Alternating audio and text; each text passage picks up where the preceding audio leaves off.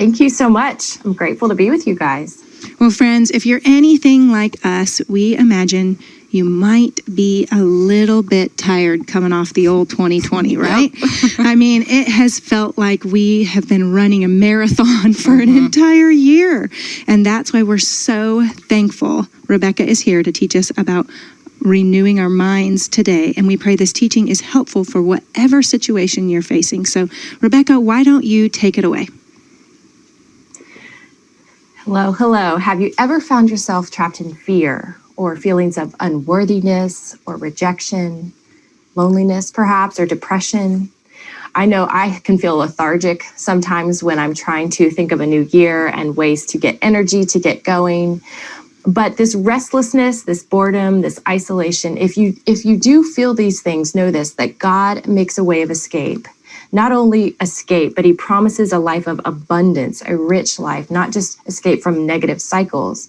So rescue is waiting and ready for us, but so often we're unable to see it. And instead of looking up, we'll keep our heads down, we'll circle the stall, we'll wonder why our circumstances don't change. And so today's talk is all about rhythms of renewal, rhythms that will restore us and revive our hearts. Turns out only 20 people who make resolutions each year keep them. And so I'm talking to the 80% of us who have the best of intentions, but 3 weeks in find ourselves struggling to have this great new way of doing things, when really what God is inviting us into is this boundaries of rhythm. 10 years ago, I had my first panic attack when we moved to New York City. We had 3 children under age 9, and we were starting kind of a new journey, a new adventure. I remember telling friends it was like we were going off to college, except this time with kids. And it turns out that's actually not a thing. But I did learn that after that first decade of being home with toddlers and littles and my head down, that I was feeling some of those feelings of trapped.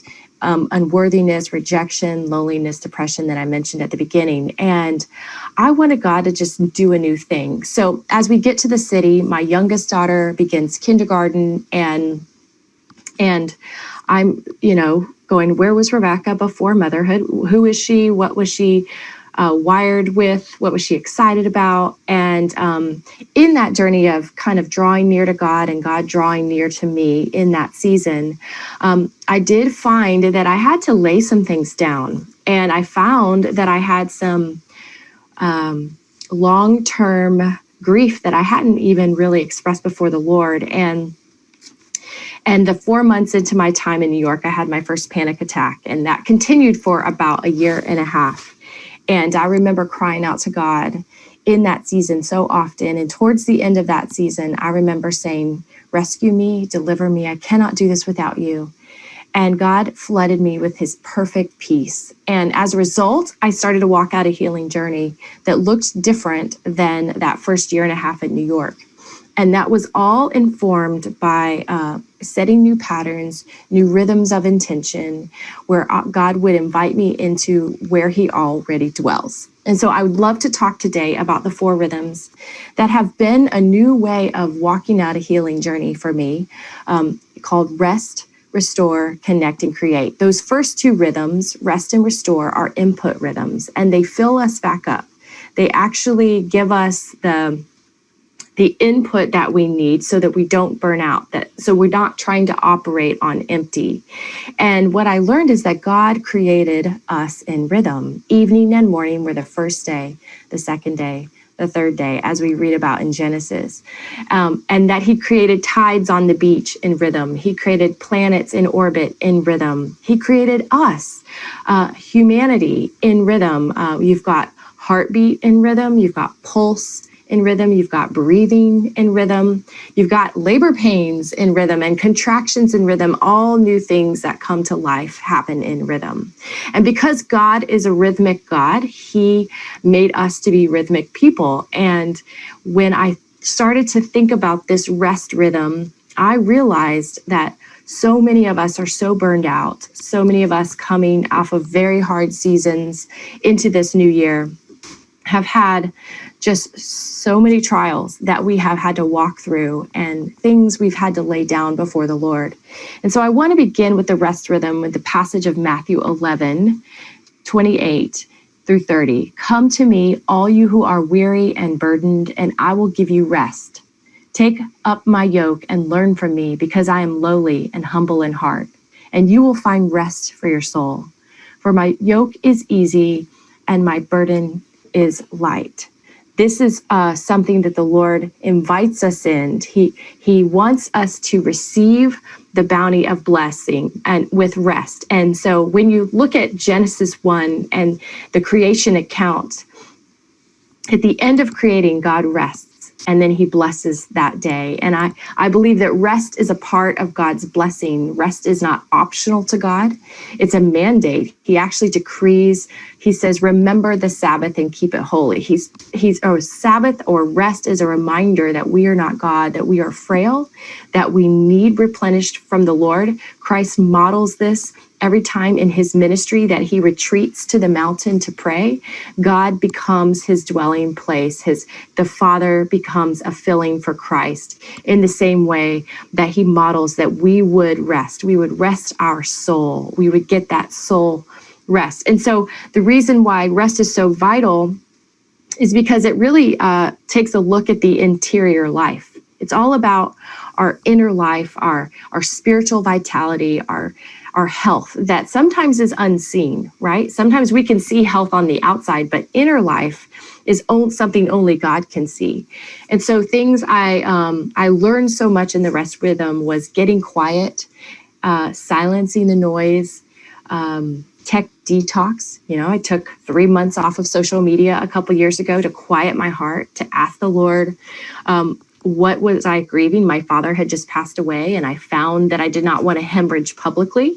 And so I just put my head down, and in my journal, just the Lord was so loud to me. And now that has become a rhythmic practice of getting off social media every week, every month, every year for different portions of time. I'm doing that in rhythm because I know that rest sometimes can be the first thing to go. But we don't run to earn rest. We run fueled from a posture of rest. And when Jesus says, come into my rest, exactly what he means is that rest is not isolation or numbing out. Rest requires pursuit, and it's abiding, it's intimacy, it's communion. So as you can tell, rest is so powerful for me, and I lay that as the foundation of these 4 rhythms because everything builds from there. The next rhythm is the restore rhythm, and that is all about our bodies and our physical health.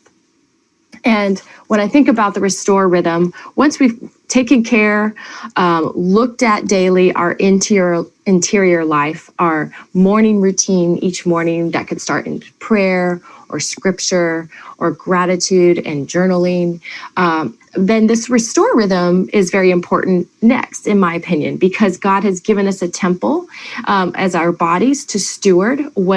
Every morning that we wake up with breath is a chance to take care of our bodies, to thank God for our bodies, thank him for the health that we have. Even when we're sick and we're not feeling 100%, thank him that he in his nature is Jehovah Rapha, which is healer, and ask him to show us some places that we've maybe been neglecting our bodies or neglecting what we put in our bodies or neglecting moving our bodies. And so I learned that when I was in a funk after several days, it was because I wasn't moving my body. And so I want to read a passage here in Isaiah 58, 11 and 12. The Lord will always lead you. He'll satisfy you in a parched land. He'll strengthen your bones. You'll be like a watered garden and a spring whose water never runs dry. Some of you will rebuild the ancient ruins. You will restore the foundation laid long ago. You'll be called the repairer of broken walls, the restorer of streets where people live. So this, when I thought about these firm bodies and strong bones, that when you actually live a fortified life from a place of physical health, then you get to be a part of helping rebuild cities and old ruins and make communities livable again. It's amazing how much our work, our actual everyday vocational life is contingent on how we feel physically. It's very, very hard to go out and have even energy to walk in the ways or the holy imagination that God invites us into when we're always struggling physically. And so for me, in the Restore Rhythm, I had to take on some serious practices of eating smart and using brain food. When I think about that, I just think about what God gave us in the garden and what he gives us every year in gardens. And for example, this year we had more time with quarantine. So we decided we would try to garden, like legit garden with raised beds and try all these different things. And I don't have much history with any of that. But I used to live in New York City. Now I'm in Nashville. Now we have chickens. Yes, we have gardens. I had to learn 100 different ways to cook okra and eggplant this summer. I didn't even know what I was getting myself into, quite frankly, when we began. But what it did do for me is it helped me appreciate God's order in creation. Every morning I would walk out and I would just see something that bloomed overnight or tomato that popped, and I harvested. I would go out with the kids and I would harvest in the morning. And it was just this very literal expression of give us this day our daily bread, this bounty from you, God. I mean, you created the sun and the rain and the soil, and here we have seeds, and I'm watching God's provision in real time. And it got so loud for me how God says, I care about everything so much so that I will even provide the nourishment and the food that will help you thrive, that will help you have more energy, more natural vitamins. And I'm not saying that everybody listens to this has to garden, but what I have learned is like, let's eat more that's grown on a plant, not made in a plant, if you know what I mean. Like something that's more in the nature of the way God intended from the ground up.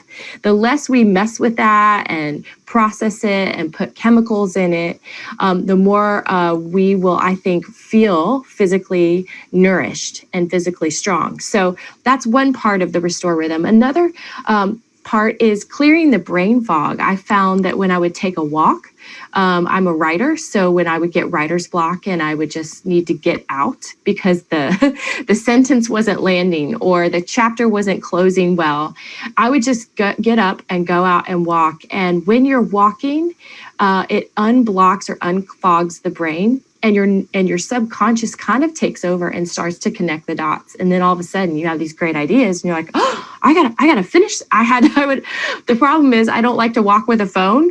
So sometimes I would get back and go, okay, I had it crystallized when I was walking. Now, what was it? So sometimes I'll have to bring a phone and I'll have to voice memo the clarity that can come when you step away from something and move your body.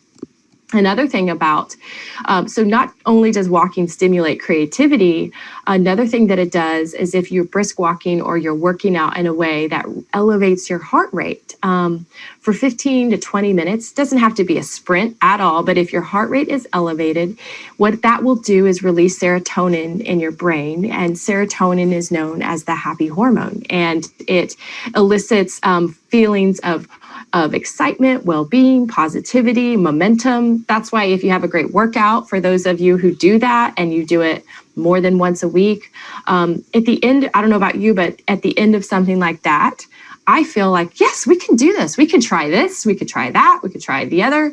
And so what it does is it kind of elevates maybe what you might typically think you're capable of trying, and just gives you a desire to try something new. And I think the innovation of God is so beautiful because he invites us. He's always doing a new thing. When you think about God, he's a regenerative God. He's the author of life. Every morning, his mercies are new, meaning his mercies are new to give us new thoughts, new dreams, new energy, new excitement, new visions of what he's doing now that he wasn't doing yesterday, or what he's doing next month or next year that he didn't do last year. When we can always look forward in that way, grounded in his strength, and our bodies are in communion with that, then we are always primed for God to invite us into things that he's wanting to lay out. And I think that's one of the most exciting things, is that God's never short of visions or dreams. He's never short of new ways of creating life for us, and abundance for the roads that we walk. But part of it's up to us to prime ourselves in a way that we're communing with him, not just in rest, but we're also communing him in the rhythm of restore. Prayer walks, movement, praising God as you walk, move your body. That to me has been some of the most life-giving ways of not seeing it as I need to fix my body or care what the scale says exactly or my size.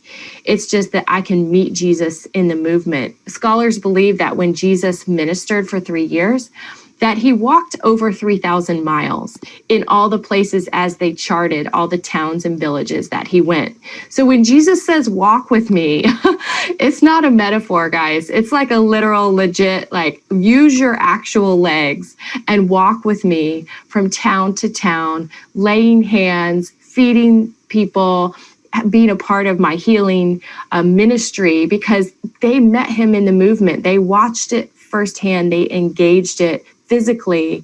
And that's why even taking communion or the Eucharist is a physical act. Jesus is saying, even as you take the bread and the cup, do this in remembrance of me. There's a physical embodiment of our faith that we should never abandon or just set it to the side. We should meet Jesus right there in the movement. So those two are those input rhythms. And the last two rhythms are the output, and those are rest and restore. Connect and create.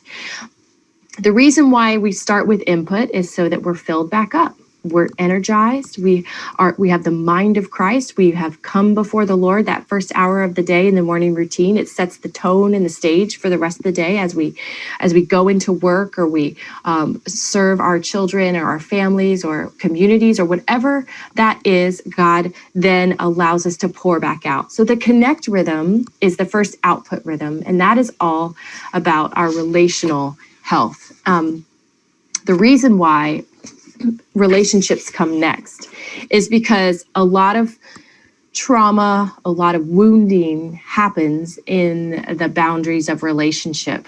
So the reason why we attack connect as the first output rhythm is we then can respond to the idea that healing also happens exponentially in the boundaries of relationship. So I'd love to talk for a moment about the connect rhythm in the passage of John 17, 20 through 23.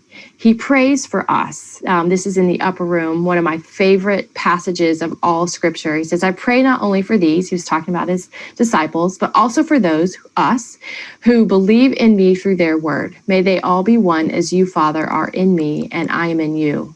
May they also be in us, so that the world may believe you sent me. I have given them the glory you have given me, so that they may be one as we are one. I am in them, and you are in me, so that they may be made completely one, that the world may know you have sent me, and have loved them as you have loved me. Isn't it amazing that our connection and intimacy as sons and daughters of God is part of what Jesus requires so that the world will know the message of God is true, the love of God is true, the story of Christ is true. When you think about the connect rhythm, I talk a lot on friendship and how we have to be the friend that we wish to have. So many of us are waiting on someone to be a friend to us. And I think sometimes God looks at us and says, well, why don't we start with you? Why don't you become the person maybe you never received in a friendship? Maybe you become the mentor that you never received in a mentoring relationship. I know I'm in my mid-40s. I have 4 children ranging ages 20 all the way down to 7. And there have been times where I didn't really have someone pouring into me on how to raise 2 children with Down syndrome and 2 typical children, and work with my husband and, just live a life that was kind of uncharted in every way. And yet the Lord as I started to pray, as I started to mentor even women behind me or younger than me, God would sometimes surprise me with women older than me who would just reach out and say, hey, if you ever want to talk. So God just tells us to, take dominion with whatever, be fruitful and multiply, take dominion, in Genesis, take dominion with whatever agency you have with what's in front of you, with what God has entrusted to you. And so friendship is a way of doing that. Take the initiative. And that leads us into vulnerability. Part of what friendship requires is honesty and reciprocity in relationship, where you would share something vulnerable that costs you something, right? Vulnerability is a little bit different than transparency, in that transparency is sharing where you've been, but vulnerability is sharing where you are currently. So I can tell a story that's 10 years old or 6 years old or 4 years old. But when I tell a friend that I'm walking through life with right now a story that's 1 week old, that is a more costly story, because it's like, this is me in the middle of a mess. And I'm trusting you with this because I know that is what God invites us into in real intimate communion and relationships with our spouses, with our friends, with our families, whatever those people are that God's entrusted. And that they also reciprocate. There's not just one person who's expressing all the need and the other person's expressing all the aid. It's where both parties are risking something for connection. Another part of the Connect rhythm is hospitality, finding a way to welcome others in a year that you can't really obviously host people very easily. Sometimes you have to get very creative with that outside, in your yard, on your porches, in smaller intimate gatherings. But knowing that the generosity of hospitality is welcoming someone in that might not have another place to go. Another expression of that Connect rhythm is to bear one another's burdens in suffering and loss, to carry the load for them. There's been so much suffering that a lot of us have had to journey through, and having those friendships established, that vulnerability established, the space of our homes established, we can help one another carry the load. And then one of my favorites in the Connect rhythm is all about embrace, which again, you can only do this with the people that are your people, to hug. But when you hold a hug, this is amazing. When you hold a hug, like a real hug with someone for more than 5 seconds, it releases dopamine in your brain, which is the hormone and the chemical that helps you feel connection and belonging. So of course, I make sure when my teens come home from school, mom wants like a big hug. I don't do that in front of their friends. I'm not trying to embarrass them, but when they're home, I want them to know when they cross that threshold that they are known here, they are seen here, they are loved here in the absence of shame, so that they can create beautiful things. Part of this is just a stepping stone, right? If you've got the rest, restore, and the connect, then you get to where you can create. But you've got to feel connected first to people. You've got to feel seen and known and loved in the absence of shame, so you can begin to create. It's just how children are wired. It's how adults are wired. And so with those connect principles of hugs, of burdens bearing, of working on your marriage, focusing on those things, apologizing first in conflict. This is all examples of what we can do when Jesus prays that we'll be one. Like, these are physical, tangible expressions of oneness. And finally, the last rhythm is create, which I love to crescendo with create, because one of my favorite passages of all of Scripture, I keep saying my favorite, I have several favorites, as you can tell, but I memorized Psalm 139 in college. The whole chapter, I don't know why, I wasn't required to, but as I kept reading it in college, it felt like almost a mandate passage of how God knit us in our mother's womb with birthright gifts, how he calls destiny out over his sons and daughters as a father, as a heavenly father, and how all our days were written and planned before one of them began. So I'm going to read here in verse 13 of Psalm 139. For it was you who created my inward parts. You knit me together in my mother's womb. I will praise you because I have been remarkably and wondrously made. Your works are wondrous, and I know this very well. I'm going to keep going here in verse 15. My bones were not hidden from you when I was made in secret, when I was formed in the depths of the earth. Verse 16, your eyes saw me when I was formless, and all my days were written in your book and planned before a single one of them began. That just gets me fired up.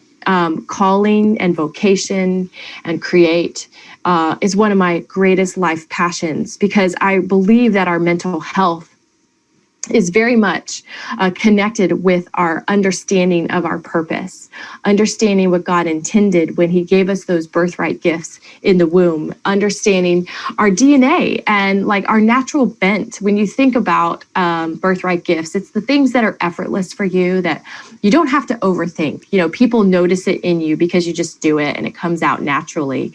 And when I think of some of my friends in the kitchen, like they never use a recipe. I mean, they're just throwing things together in a bowl and it's just incredible. And they can basically walk through your pantry and make a meal out of what you thought was never going to become anything. I'm not that person. I need a recipe.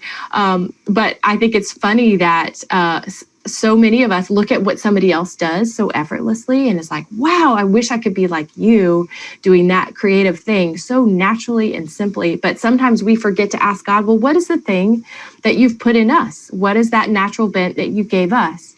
And so in this rhythm, I invite us into dreaming again and recovering our passion, maybe of our youth. I know for me, when I was 8, I was called Becca Book because we didn't have a TV until I was in 8th grade. And I only had books. In fact, I read 62 Nancy Drew books just in 4th grade because my mom was a 4th grade teacher. I went to the library every day after school, you know, kind of bored to death. So I was like, I'm just going to read. But I learned about life through the power of a narrative story. And so I just kept reading and reading and reading. Turns out at age 32, my mom is pushing my son on a swing and she's like, I always thought you'd write. And I thought that would have been super helpful in college when I was picking a major. I never imagined myself having the gifts or talents to write whatsoever. But what I do know now is that readers make writers. And I loved vocabulary. I loved sentence structure. I loved telling a good story. And I just somehow, late in life, I call myself a little bit of a late bloomer. I didn't start writing my first book until I was 38.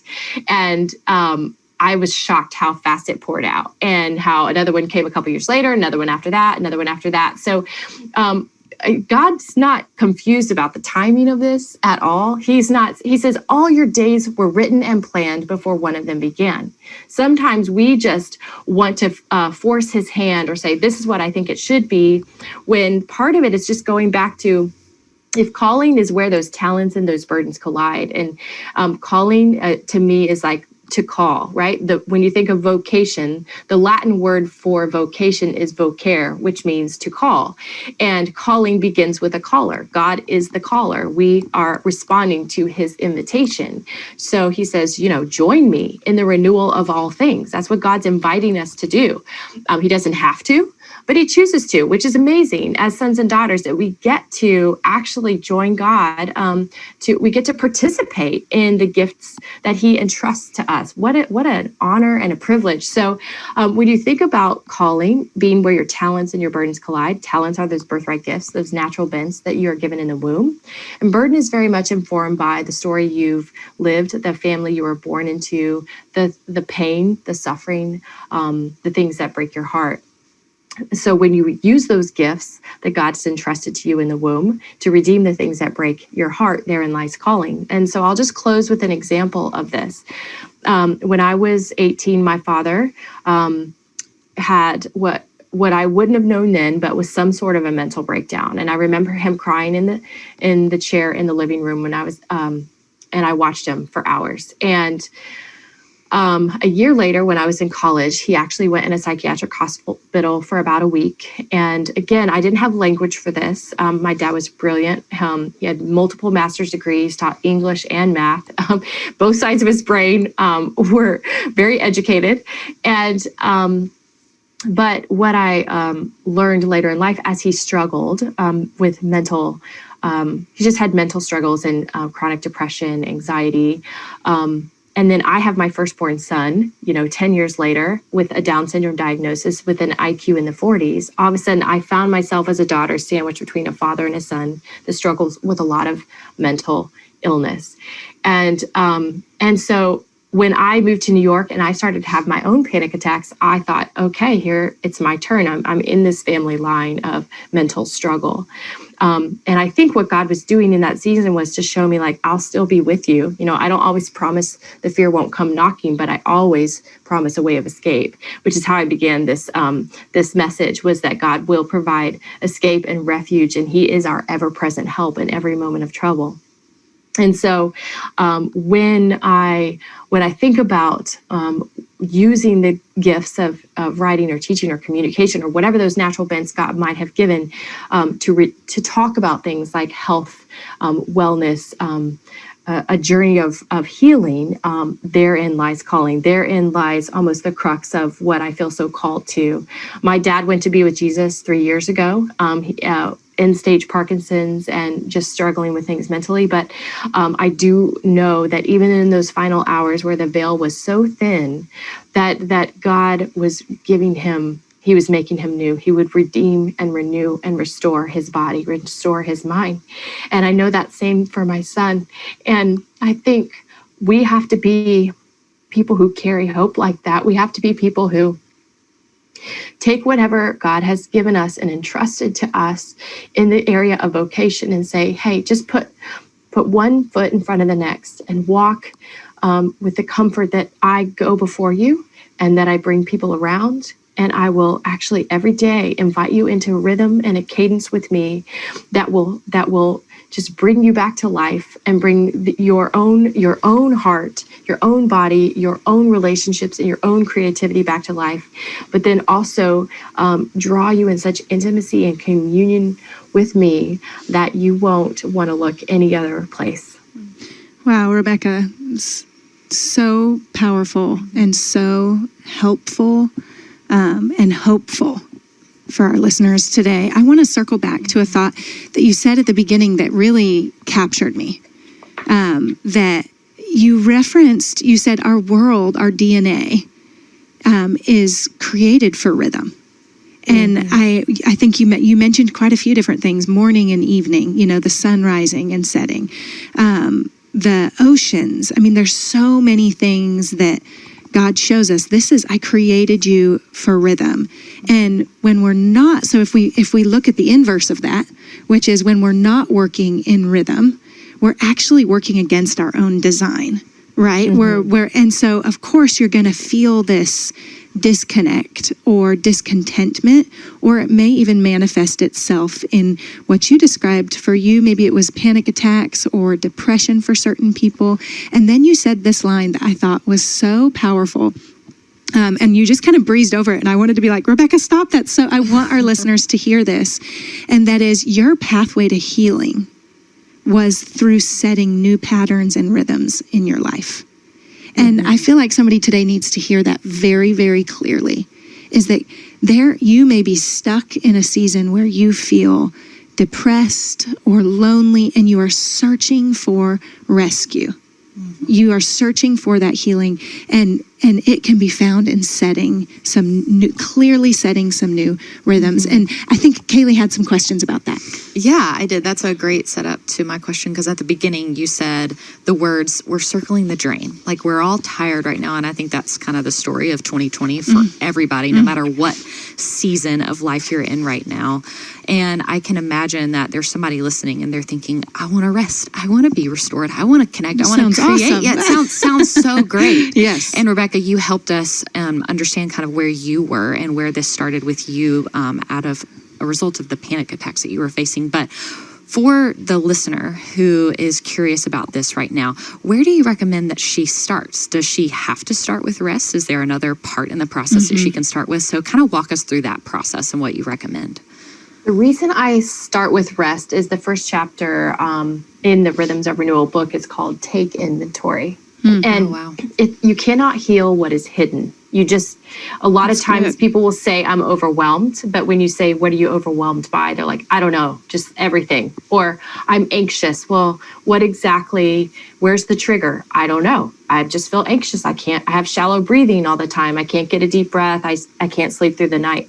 So what we can do is express the symptom, but we actually can't express the root.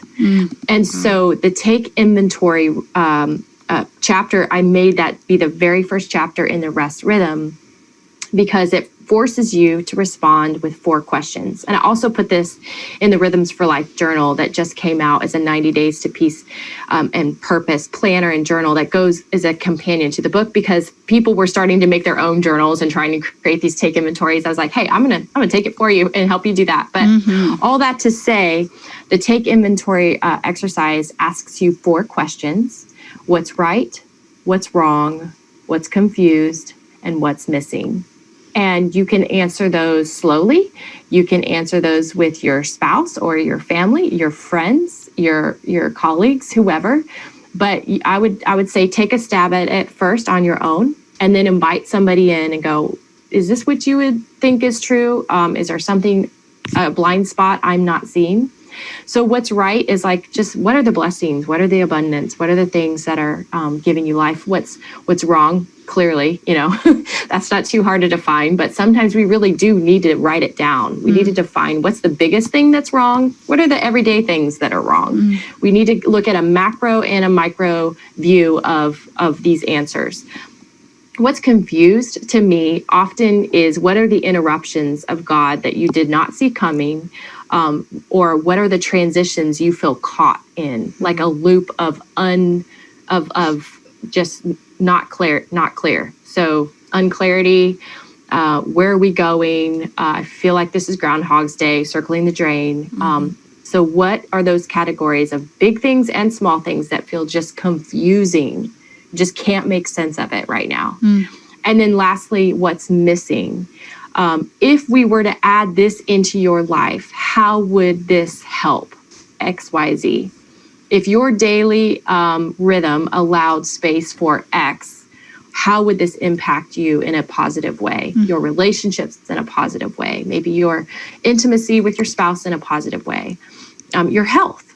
So again, you can answer all 4, what's right, what's wrong, what's confused, and what's missing with small things and big things. And in fact, at RebekahLyons.com/take inventory, I have that guide. It's a PDF. It'll take you through, I think it's like 12 pages long.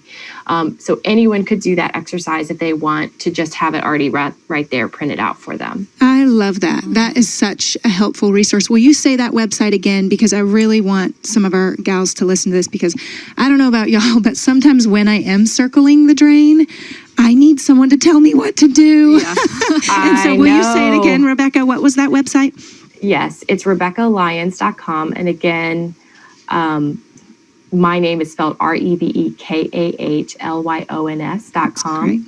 Take inventory. That's wonderful. Thank you so much. So I'm going to ask you one last question, and that is, practically speaking, so you've taken inventory, you're starting to find these rhythms, but I'm going to guess that some of our listeners, I know me, I've got some bad habits and I've got some bad rhythms that I have set in my life that there have certainly been times, okay, we'll go back to the potato chips. I just love them.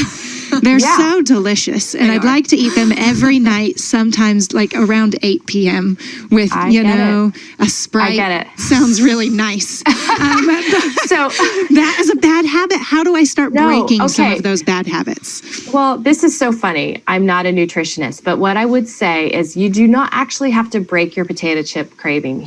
There's just a couple tweaks. Everyone eats every day. Everyone has friendships every day. Everyone sleeps every day. Everyone has work every day. It's not cutting out everything. It's tweaking what you're already doing and enjoying. God wants you to like. So for example, when you said Doritos earlier were potato chips, those are not chips. Like, so when you think of turn the You're bag calling around. me out, Rebekah. On my I'm just love saying, for okay, Doritos. I love potato chips. So I get the kettle chips. If Okay. you turn the bag around and you look at the ingredients, and there's only like 3 to 5 lists in the ingredients, there's not a bunch of chemicals you can't pronounce, Yeah. but it's actually like potatoes, sea salt, some sort of olive oil or some sort of oil. When there's like 3 to 5 ingredients, those actually are not bad for you whatsoever if you eat them within reason, not maybe the whole bag. And then instead of Sprite, what I would suggest is like what I have had to do, because I am obsessed with salt and potato chips, just like you. Oh, it's the I best. do Pellegrino, Yeah. some sort of sparkling water, and then I'll take a lime and cut it in half and just squeeze half of it fresh in ice cold sparkling water. All of a sudden, you're getting a replacement that's so much better for your body. Yeah, that's good. There's no chemicals going in your body, and yet you're still having that salty, that savory, that bubbly snack.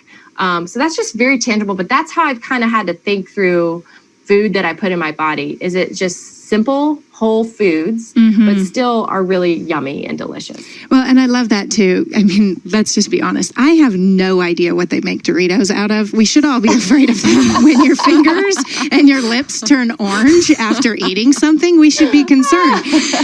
But I do love the idea of maybe it's not focusing on breaking the habit, but replacing it with a healthy alternative, you know, Exactly. and so that it's not this big dramatic change in your life as much as just a slight shift. Yeah. I love Yeah, that. I'm not going to be the girl to say no sugar, no coffee for 2021. Oh. Like, you'll never hear that from me. I am Gracious. not one who cold turkeys anything. I probably have a little bit of dark chocolate every single day of my life, and definitely with some peanut butter.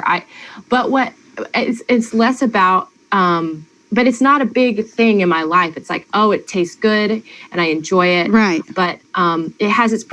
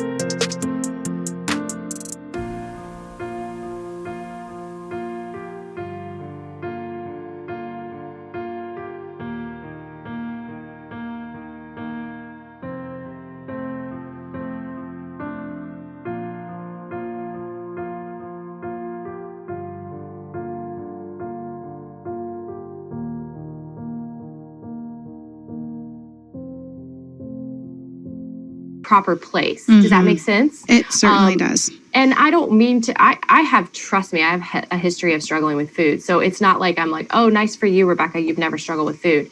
It's more just going, as you continue to put the things for fuel in your body that are in their most natural state, those sugar addictions, those carb like just those compulsions start to fade over time because the chemicals are not there making that happen. So good, Rebekah. This has been incredibly practical, helpful, inspiring. We are just so thankful for you joining us today. Thank you for taking the time. Thank you for having me. Absolutely.